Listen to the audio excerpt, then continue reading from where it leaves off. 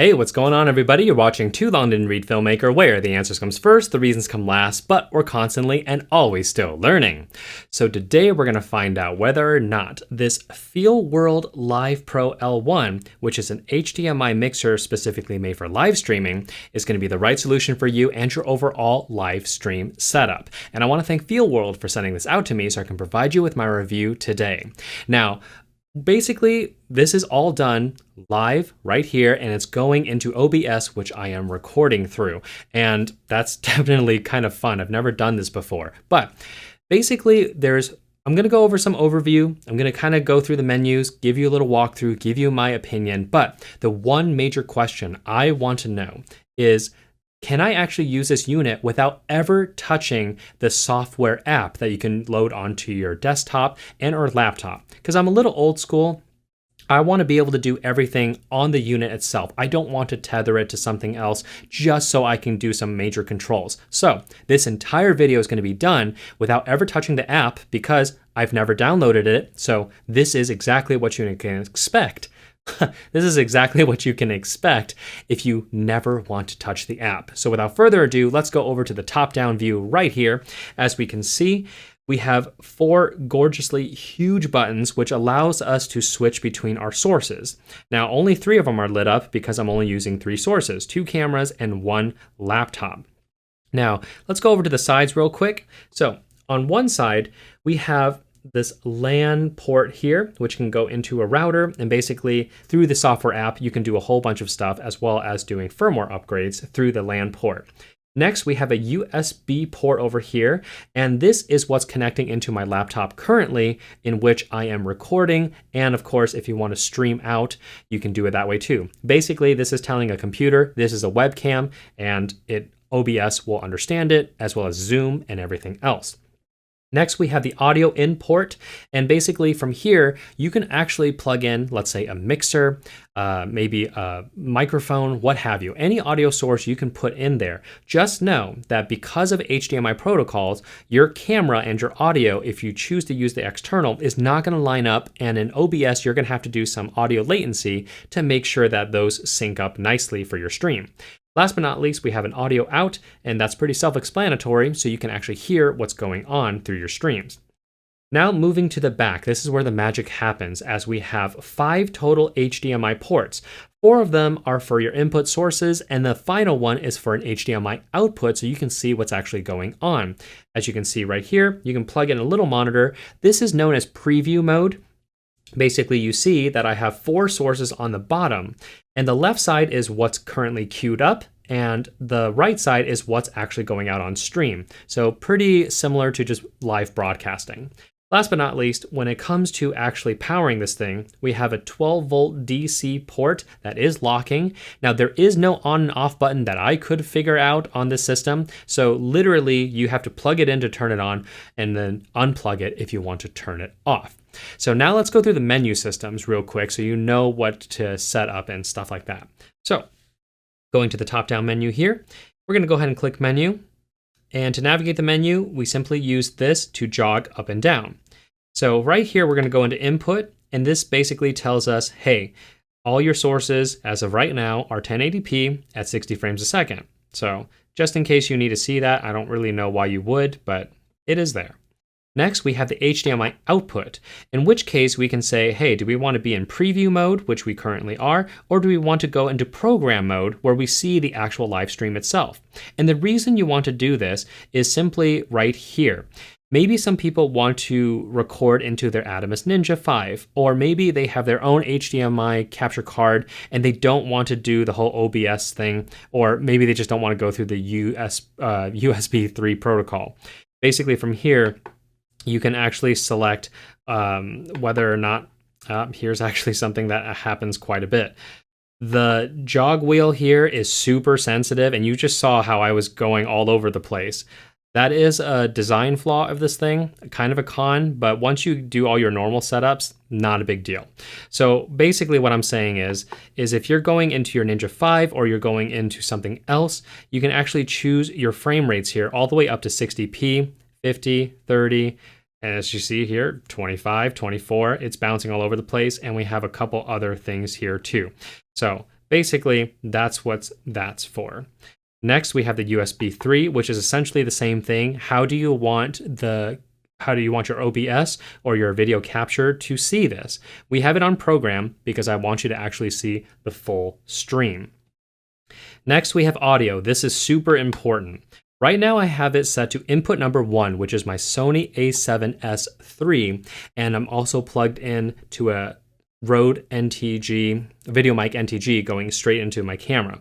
Now, the reason this is important is because anytime I switch cameras, I want it to only use the audio from my Sony a7S III. And you can, of course, change this up if you want your audio source to come in from camera 2, camera 3, camera 4, or if you want to go to the external source that I talked about. But in the original version, you were left with embedded, which means if I went to camera 2, you'll hear camera 2. If you hear camera 3, you'll hear camera 3. We don't want that. Generally speaking, you want to leave it on one source, and that's going to be pretty much it in terms of audio. Last but not least, we have IP settings, and this all has to do with setting it up with the computer as well as maybe doing firmware updates, and these are all pretty self-explanatory. Okay, so now let's go over into the effects over here. So if we click this once, it's going to ask us, hey, how would you like to mix? Because right now we're currently on cut. Well, we can change that to fade, and basically we fade into here, we fade over back. And of course you have a whole bunch of options here. So if we went with this one, we swipe over and then we swipe back. We're going to leave it at cut though, because that's pretty much what I like to use. Next up, if you click this SW button again, we go to this mode over here.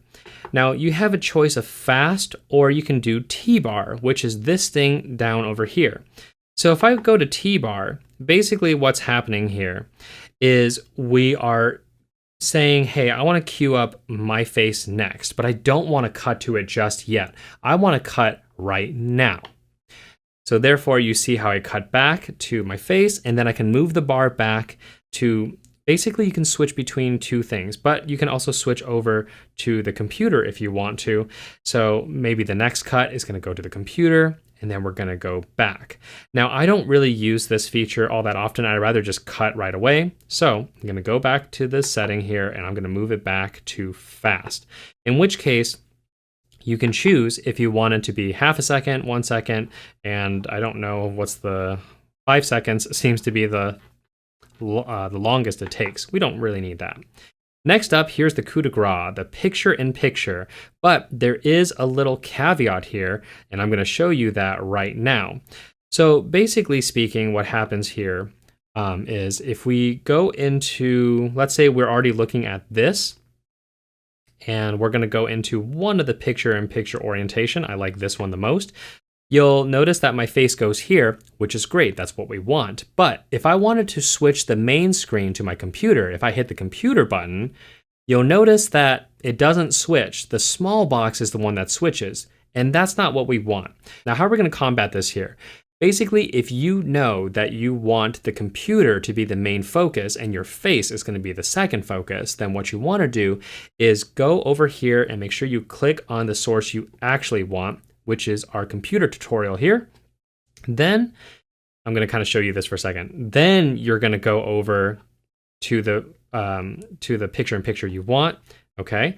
And once you click it, and then you click your face, now you are in the correct orientation. So if you're not going to be using the software or anything like that, just know whatever it is you want to be the main attraction, make sure you're on there first before you enter into picture-in-picture mode so that you can show your face.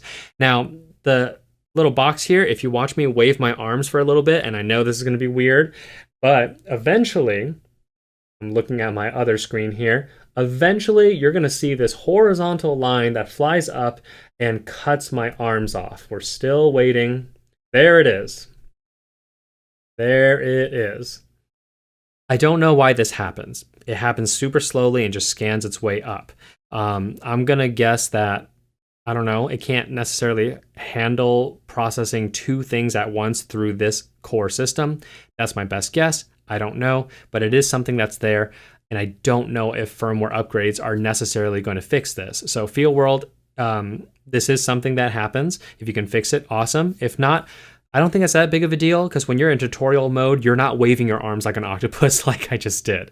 So without further ado, let's actually make our way back out of this picture-in-picture mode, because we want to go back here.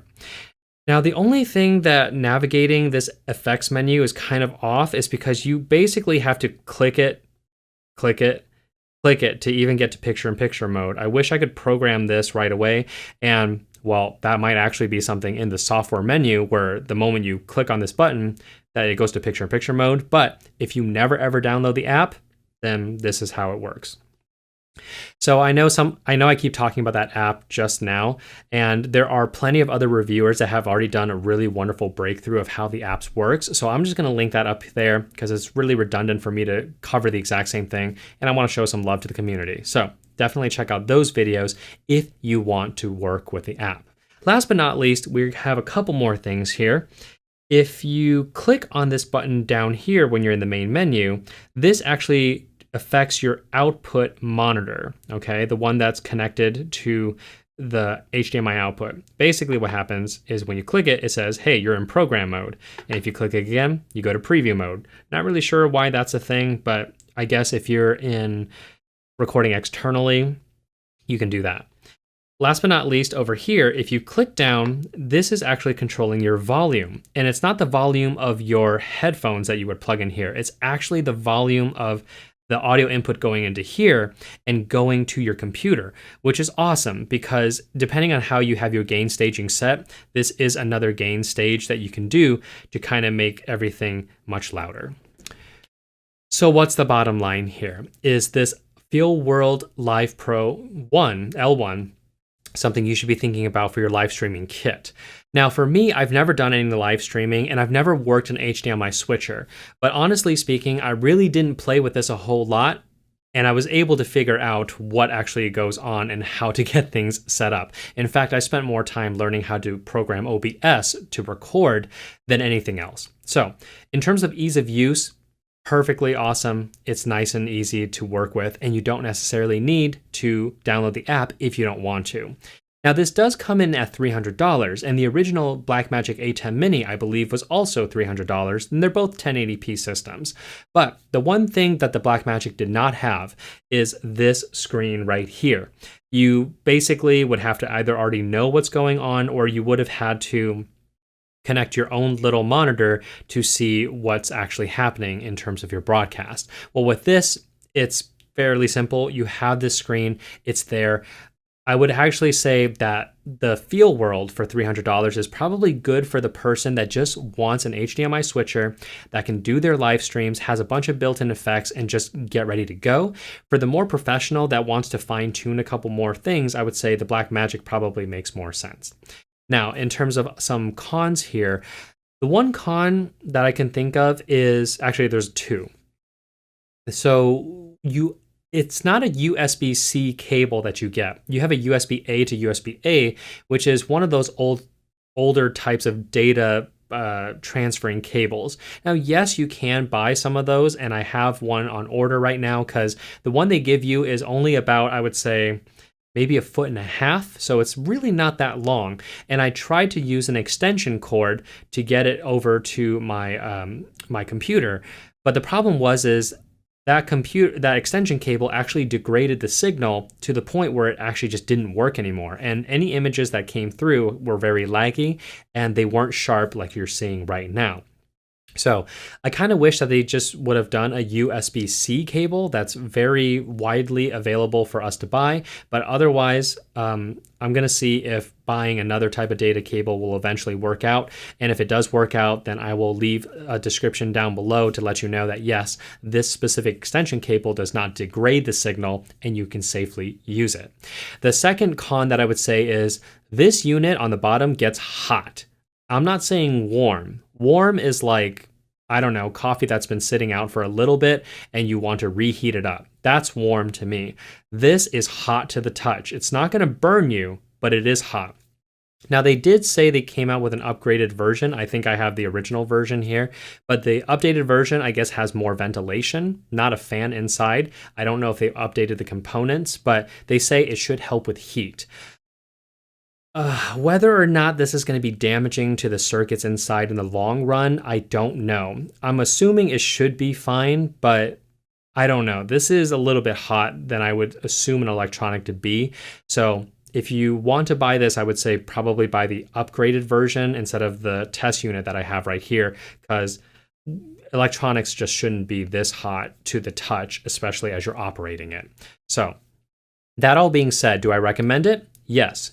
You're a beginner, you don't want to do anything, you just want to plug this into your computer, use it for Zoom, use it for live streaming, or in which case I do want to do more live streaming, or I might be able to do live reviews, because having the ability to go between 1 to 4 different outputs and even using my computer, it would make a very streamlined setup in terms of how I would do reviews, whether I'm just doing it regularly or if I'm doing it live. So I'm definitely going to be playing around with this quite a bit more often. If you want more advanced setup features, like I said, Blackmagic probably makes the better sense, but if you want something that's run and gun, plug it in, you don't need to go into the software app, you can do this with the FEELWORLD Live Pro L1. And without further ado, guys, that is it for this week's video. If you want to purchase this, I have some affiliate links down below. Again, this costs nothing extra to you, just gives me a little compensation so I can continue making videos like this for you. And as always, if you have any questions or comments, go ahead and leave it down below. I will get to them as fast as I can. And until then, like, subscribe, and share, and I'll see you guys in the next one.